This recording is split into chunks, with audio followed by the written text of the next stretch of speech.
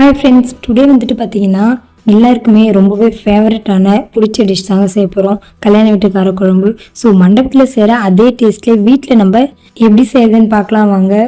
இதுக்கு நம்ம தேவையான பொருள் வந்துட்டு பார்க்கலாம். கடலைப்பயிர், துவரம்பயிர் 2 ஸ்பூன் எடுத்திருக்கோம். மிளகு, ஜீரகம், பெருஞ்சீரகம் 1 ஸ்பூன் எடுத்திருக்கோம். வரமிளகாய் ஒரு 5 எடுத்திருக்கோம்.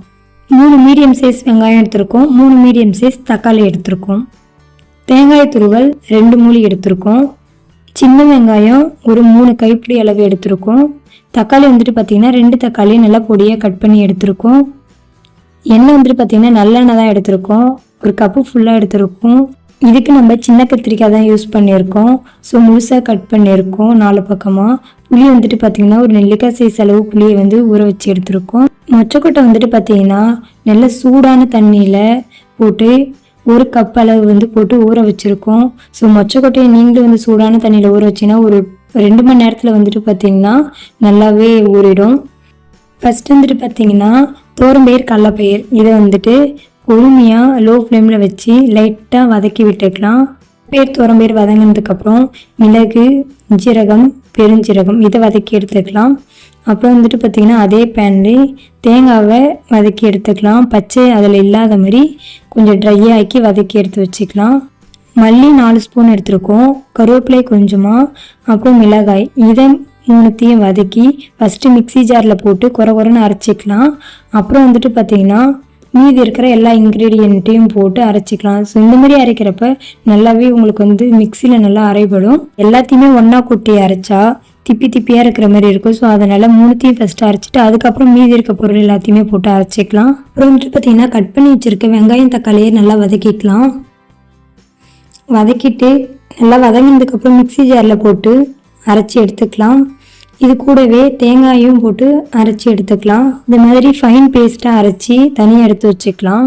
பேனில் எண்ணெய் ஊற்றிக்கலாம். எண்ணெய் ஊற்றினதுக்கப்புறம் கட் பண்ணி வச்சுருக்கிற சின்ன வெங்காயத்தை வந்து ஆட் பண்ணிக்கலாம். ஸோ சின்ன வெங்காயம் வந்துட்டு பார்த்திங்கன்னா பொன்னிறம் வர வரைக்கும் லைட்டாக வதங்கணும். பொன்னிறம் வந்ததுக்கப்புறமா நம்ம கட் பண்ணி வச்சுருக்கிற தக்காளி எடுத்து ஆட் பண்ணிக்கலாம். தக்காளி ஆட் பண்ணி நல்லா வதக்கி விட்டுக்கலாம். தக்காளி நல்லா வதங்கினதுக்கப்புறம் நம்ம கட் பண்ணி வச்சுருக்கிற கத்திரிக்காயை ஆட் பண்ணி நல்லா வதக்கி விட்டுக்கலாம். லோ ஃப்ளேமில் வச்சு நல்லா வதங்கணும் கத்திரிக்காய் வேகிற அளவு. ஸோ நல்லா வதக்கி எடுத்துக்கலாம். கத்திரிக்காய் நல்லா வதங்கினதுக்கப்புறம் நம்ம அரைச்சி வச்சுருக்கிற பேஸ்ட் எடுத்து ஆட் பண்ணி நல்லா வதக்கி விட்டுக்கலாம். ஒரு கொதி வந்ததுக்கப்புறமா நம்ம பவுடர் அரைச்சி வச்சுருக்கோம் இல்லையா, ஸோ அதையுமே வந்து ஆட் பண்ணி நல்லா வதக்கி விட்டுக்கலாம். ஒரு கொதி வரணும். எண்ணெய் பிரிஞ்சு வரப்போ நம்ம கரைச்சி வச்சுருக்க புளியை வந்து ஆட் பண்ணி கிண்டி விட்டுக்கலாம். ஃபைனலாக வந்துட்டு பார்த்திங்கன்னா மொச்சக்கொட்டை இருக்குல்ல, ஸோ அதையுமே வந்து ஆட் பண்ணிக்கலாம். இதுக்கு நம்ம மணத்தக்காளி வத்தல் யூஸ் பண்ணியிருக்கோம். இங்கே இருந்தால் யூஸ் பண்ணிக்கலாம், இல்லைனா வந்து ஸ்கிப் பண்ணிக்கலாம். தேவையான அளவு உப்பு ஆட் பண்ணி கலந்து விட்டுக்கலாம். ஸோ எண்ணெய் நல்லா பிரிஞ்சதுக்கப்புறம் வந்துட்டு பார்த்திங்கன்னா மணத்தக்காளி வத்தல் வந்து ஆட் பண்ணியாச்சு.